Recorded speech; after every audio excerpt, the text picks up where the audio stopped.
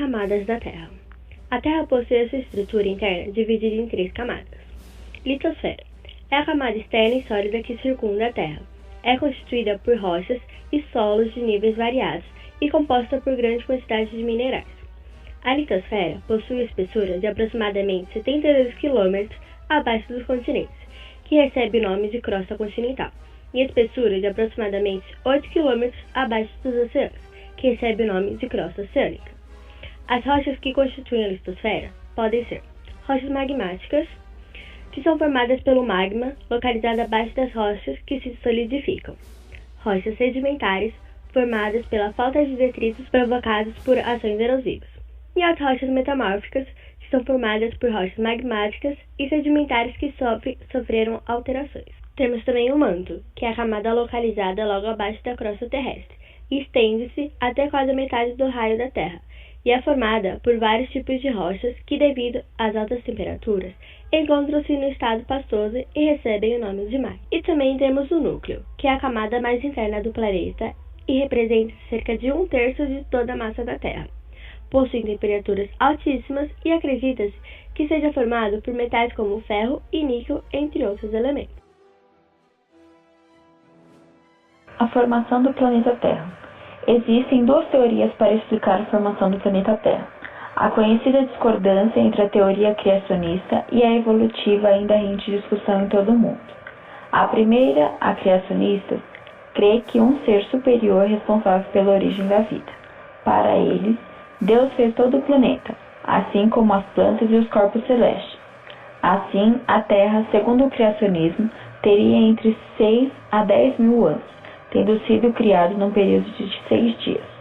Segundo o livro de Gênesis, no capítulo 1 da Bíblia, quanto às formações biológicas da Terra, acreditam-se que tenha sido causada pelo dilúvio ocorrida nela, o qual teria destruído tudo, menos Noé, sua família e os animais que estavam dentro da arca. A outra versão para a formação da Terra parte de uma possível explosão muito potente, há 13 bilhões de anos, apelidada de Big Bang. Tendo seu início em estado de fusão, o tempo e outros fatores fizeram com que uma parte ficasse seca, separando essa porção da água. Essa porção seca da Terra estava agrupada numa espécie de supercontinente, que mais tarde foi chamado de Rondônia. Depois, com separações e reagrupamentos de terra, foram formados outros supercontinentes, chamados Pannotia e depois a Pangeia.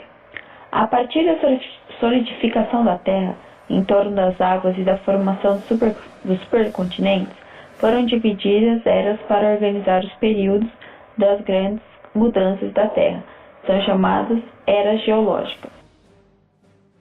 O planeta Terra é um dos trilhões e trilhões de planetas que existem no universo conhecido. Está hospedado em um sistema solar de tamanho considerável, embora pequeno quando comparado aos demais sistemas solares, com sóis gigantescos. É um dos planetas rochosos e de porte pequeno, ao contrário dos muitos planetas gigantes e gasosos que existem por aí.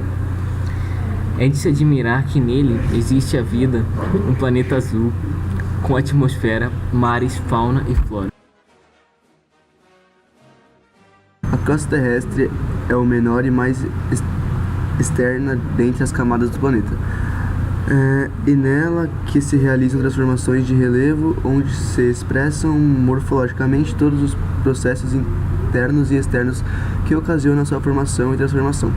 Essa camada, com base em suas localizações, é dividida em oceânica, com altitudes que variam de 5 a 10 km, e continental, com uma espessura que vai de 30 a 80 km. A maior parte desse volume encontra-se abaixo do nível do mar. Com base em suas composições, a crosta é novamente dividida em 2 tipos de camadas. A camada cima, também a camada da crosta inferior, é composta majoritariamente por basalto, com predomínio dos minerais silício e magnésio, e a outra camada é chamada de cial, composta por rochas sedimentares, granitos e outros tipos de rocha. Os minerais predominantes são silício e alumínio. Vale lembrar que na superfície dos oceanos há apenas crosta superior. A crosta terrestre está em constante transformação. Ela sofre ação oriunda do interior do planeta e denominada de agentes endogêneos ou internos e ações oriundas de elementos localizados acima da superfície. chamadas de agentes oxidantes ou externos.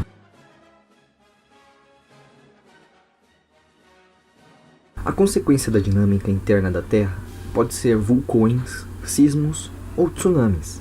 Os sismos são manifestações da dinâmica interna da Terra. São movimentos vibratórios da crosta terrestre que ocorrem à superfície, sendo originados por uma libertação brusca de energia.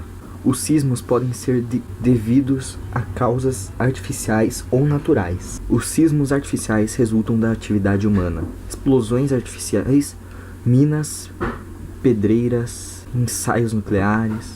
Os sismos naturais são sismos vulcânicos, produzidos no decurso de movimentos bruscos do magma, ou durante o seu movimento ascensional até a superfície. Sismos de colapso ou de implosão são originados pelo colapso de certas estruturas geológicas ou movimentos em massa. Os sismos tectônicos são gerados pela ruptura de rochas quando estas estão sob a ação de fortes tensões tectônicas devido ao movimento das placas litosféricas. A distribuição dos sismos a nível mundial não é aleatória, pois a distribuição dos epicentros permite concluir que as zonas de grande sismicidade são localizadas nas falhas ativas do interior das placas litosféricas e nas falhas localizadas nas fronteiras das placas litosféricas. Os sismos são registrados a partir de sismógrafo. Um sismógrafo é um aparelho que registra com precisão e nitidez a vibração do solo. Os sismógrafos apresentam a magnitude dos sismos nos sismogramas. Há dois tipos de sismógrafos: sismógrafos de movimento horizontais e verticais. Em cada estação sismográfica há dois sismógrafos de movimentação horizontais e um de movimentos verticais. Existem duas escalas possíveis para avaliar os sismos: escala de Mercalli e a escala de Richter. Localização do planeta Terra no Sistema Solar. A Terra é o terceiro planeta do Sistema Solar, a contar do Sol. Situa-se entre os planetas Vênus e Marte. É o único planeta que reúne todas as condições necessárias para a existência de vida. Condições da Terra que permitem a existência de vida. A existência e a manutenção da grande diversidade de seres vivos é consequência das condições excepcionais existentes na Terra e ausentes em qualquer um dos outros planetas conhecidos e estudados até hoje. Entre essas condições, são de destacar as seguintes: a distância ideal que separa a Terra do Sol, a existência de água no estado líquido, a existência de uma atmosfera com oxigênio e dióxido de carbono e a existência das substâncias químicas cujas propriedades permitem os processos complexos do metabolismo, a reprodução, a evolução, a adaptação dos seres vivos, as variações das condições que as rodeiam. A Terra, apesar de sua dimensão, possui um endereço no universo. O universo é muito complexo, apresenta-se com vários elementos. Os meteoros, conhecidos popularmente de estrelas cadentes, são apenas alguns sinais de que a Terra não está sozinha no espaço cósmico. Existem corpos celestes que compõem a galáxia, como estrelas, planetas, satélites naturais e cometas. Estima-se que no universo exista mais de 100 bilhões de galáxias. A galáxia na qual a Terra está localizada é chamada de Via Láctea. As estrelas são astros que possuem luz própria, pois irradiam uma grande quantidade de energia. A Terra faz parte do Sistema Solar. Esse é um grande conjunto formado por dezenas de astros que giram ao redor de uma estrela, no caso, o Sol.